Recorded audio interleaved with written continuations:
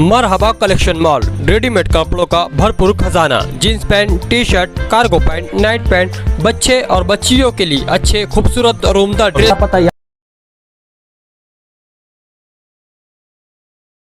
देखिए, खालिद यूसुफ को 2 जुर्म में इन्होंने सबसे पहले जो एफआईआर रजिस्टर हुई 3 आदमी के खिलाफ, जिसमें खालिद वकील का नाम नहीं था, लेकिन ड्यूरिंग इन्वेस्टिगेशन इन्होंने एप्लीकेंट ने बोली कि हमारी दस्तखत नहीं थी और ये वो किए बोल के कोर्ट ने उनको इन्वॉल्व किया था। हमने यहाँ एंटीसिपेटरी बेल दाखिल किए थे, लेकिन बघेले साहब ने वो नामंजूर किया था और उनका इसे कहना था कि भाई ये वकील है, वकील ने इसे गलती नहीं करना चाहिए, वकील समाज के अहम आदमी रहते हैं, इसके बाद भी इन्होंने किए तो इनको वो होना चाहिए।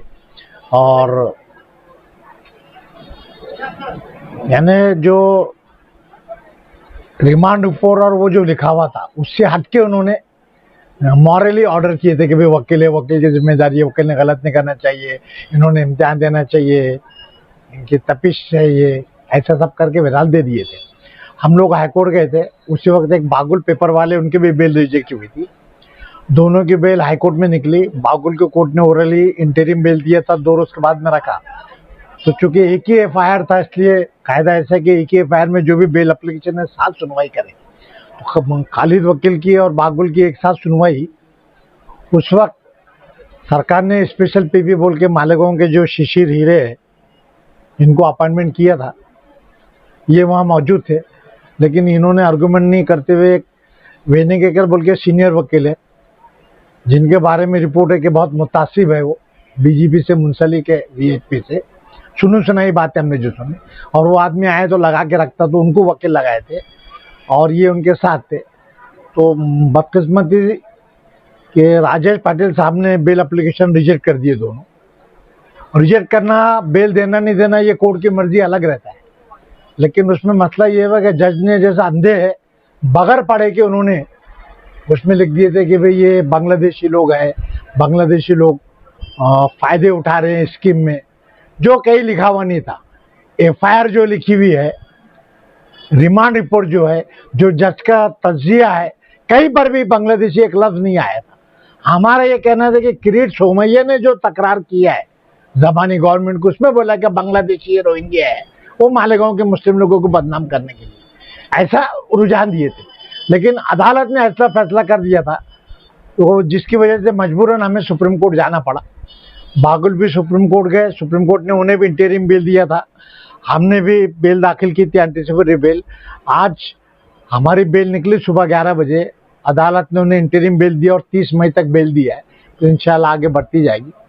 सुप्रीम कोर्ट जाना इसलिए ज़रूरी था कि हाईकोर्ट के जो जज, मोअज़्ज़िज़ जज ने जो ऑब्जर्वेशन दिए थे, जो गैर जरूरी ऑब्जर्वेशन थे, बगैर पढ़े के दे दिए थे। हाईकोर्ट में क्या रहता है, एक आध बड़ा सरकारी वकील बोल रहा है तो कोर्ट भरोसा करती है, इत्तेमाद करती है। आज भी हाईकोर्ट सुप्रीम कोर्ट जबानी में बोले, इन्होंने झूठ बोला था, वही हमने सुप्रीम कोर्ट में लिखे कि भाई इसमें रोहिंग्या का कोई ताल्लुक नहीं, बांग्लादेशी का कोई ताल्लुक नहीं, और जज ने, एक सरकारी वकील ने गुमराह किया और कोर्ट गुमराह हो गया, इसलिए ये एक्सपंज करना। तो माशाल्लाह सुप्रीम कोर्ट ने देखा कि ऑर्डर गलत थे, एडमिट किया, महाराष्ट्र सरकार को नोटिस नहीं का और इन लोगों को जमानत दी है। हाईकोर्ट ने चूंकि ऐसे एडवर्स ऑर्डर लिया था, उसकी सबसे बड़ी मुसीबत हम लोगों को और लोगों के बेल के लिए हो गई थी कि हम लोगों के बेल भी दाखिल नहीं कर सकते, दाखिल करते तो रिजेक्ट हो जाते थे, क्योंकि इससे पहले बागुल ने एंटीसिपेटरी बेल दाखिल किया, तो हमारे वहाँ के सेशन जज ने कहा कि भाई ये हाईकोर्ट के 2 पैराग्राफ में लिखा हुआ, मैं उसके बाहर नहीं जाते आता। तो उसकी वजह से हमने, जो बेचारे औरतें हैं, ज़ईफ हैं, किसी की भी जमानत दाखिल नहीं किए थे, करते तो हम फौरन रिजेक्ट हो जाती थी। मगर सुप्रीम कोर्ट ने दरवाज़ा खोल दिया है, इंसाफ की जीत हुई। अब इंशाल्लाह हम कल जितने भी हमारे लोग हैं सबके केसेस दाखिल कर देंगे। अभी तक रुके हुए थे कि भाई सुप्रीम कोर्ट ने पिछले हफ्ते में 4 दिन पहले बागुल को बेल दी थी, लेकिन वो बागुल की बेल अलग थी, उनका रोल अलग था, वो सिर्फ पेपर में छापे जितने रोल था। मगर खालिद के खिलाफ जो इल्जाम लगाए थे उस हिसाब से तो चूंकि वो ऑर्डर हो चुके, तो जिन लोगों के हमने अब तक जमानत की अर्जी नहीं दाखिल किए थे, तो इंशाल्लाह अब हम कल छुट्टी है, कल सब बनाएंगे और परसों सब लोगों की दाखिल करेंगे। और अब हमें उम्मीद की किरण नज़र आती है, और जो जज के पास है कुछ लोगों को 2 एफआईआर में, दोनों जज अच्छे इंशाल्लाह, तो अब उम्मीद है हमको कि अब वो मुखालिफिन कितने भी बताया, अब हम एक एक लफ्ज बताएंगे। हाई कोर्ट के भी ऑर्डर पढ़ के बताएंगे हाई कोर्ट का कैसा गलत ऑर्डर था और ये गवर्नमेंट कैसी गलत रवानी से काम कर रही है और गवर्नमेंट मुसलमानों के खिलाफ क्यों है, उसकी भी हम वजूहत बताएंगे पूरी उसमें। और इंशाल्लाह 2 CR में केस तो अभी दूसरी CR का हम रुके हुए थे, अब इंशाल्लाह कल हम उनकी बेल दाखिल करेंगे। अगर यहाँ नहीं मिला तो फिर हम हाई कोर्ट जाएंगे, नहीं मिला तो फिर दिल्ली तक जाएंगे। इंसाफ के लिए लड़ने की हमारी ताकत है। इंशाल्लाह हम सबको पूरी कोशिश करेंगे और हमारी कमेटी भी जो अपने तौर पे पूरी कोशिश कर रही है। कुछ काम मसलतन करना पड़ रहा है, कुछ लोग यहाँ जल्दबाजी में दाखिल भी कर रहे हैं, तो हम तो लोगों को मशवरा दिए थे मत दाखिल करो।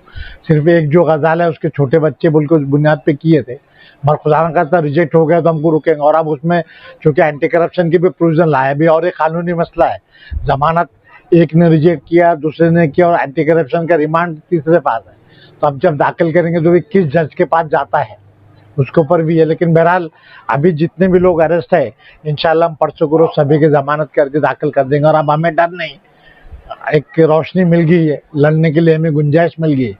वरना पहले ऐसा था सेशन जज का भी कि भाई हाई कोर्ट के ऑर्डर है तो उनके ऊपर बंधन कारक है, कॉन्स्टिट्यूशन में बंधन कारक रहती, तो वो बोलते कि साहब बोलते साहब ने कि भाई आप सब सही है कागज के ऊपर, ये हाई कोर्ट की ऑर्डर है, इसको क्या करेंगे। तो चूंकि अब हाई कोर्ट के ऑर्डर को सुप्रीम कोर्ट ने स्टे कर दिया है नोटिस देके और हमको जमानत पे दिया, अगर हमारी केस नहीं होती तो सुप्रीम कोर्ट हमको बेल नहीं देता।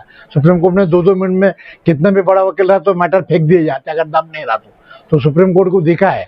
और एक बात ऐसी है कि बागुल का जो पहले ऑर्डर हुआ था वो अलग जज के पास हुआ और हमारा जो हुआ था अलग जज के पास हुआ था, यानी उस ऑर्डर पे मुख्तलिफ 4 सुप्रीम कोर्ट के जजेस ने नजरसानी की और दोनों की राय एक ही है और वो बड़ी बात है हमारे लिए। तो इंशाल्लाह अब जो बच्चे हुए वो भी करेंगे। और दूसरा हम लोगों ने भी कई लोगों से, कपिल सिब्बल से भी परसों बात हुई हमारी, उन्होंने एक पिटीशन अच्छा बनाया है, तो MDC जो ये वक्फ बोर्ड की भी हम अपील कर रहे हैं, तो शायद इंशाल्लाह 1-2 रोज में हम लोग जाएंगे क्योंकि वहाँ वकीलों को पैसे वैसे देना पड़ेगा।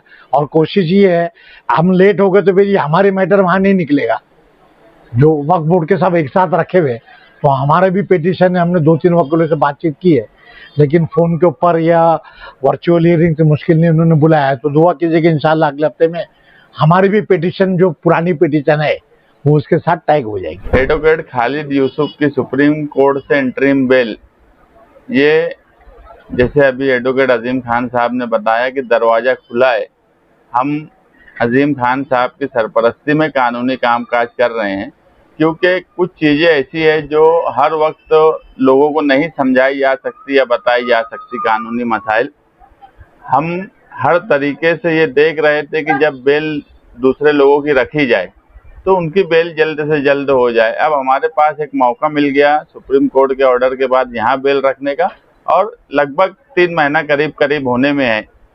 अगर कोई वजह से यहाँ नहीं हुआ तो चार्जशीट भी 90 दिन में फाइल हो जाएंगी। तो अब हमारे पास ये महीना उनकी बेल के लिए हर तरीके से कोशिश करने के लिए आसान है।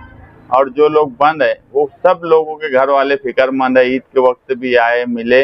हम सभी लोगों को ये बता रहे हैं कि अब उनकी सबकी बेल जो है जल्द से जल्द रख कर और इंशाल्लाह उनकी बेल हो जाएंगी, ऐसी कोशिश करेंगे।